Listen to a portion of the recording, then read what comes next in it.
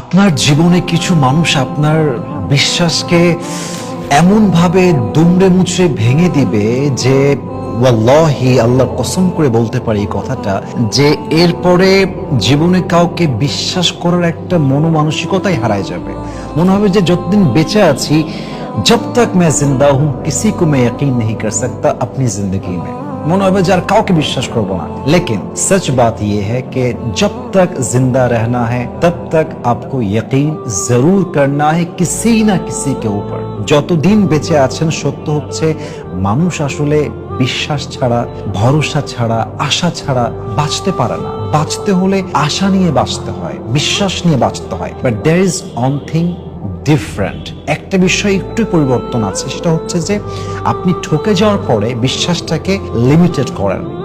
সবাইকে বিশ্বাস করবেন না, এবং যাকে বিশ্বাস করবেন একটা লিমিটে বিশ্বাস করেন।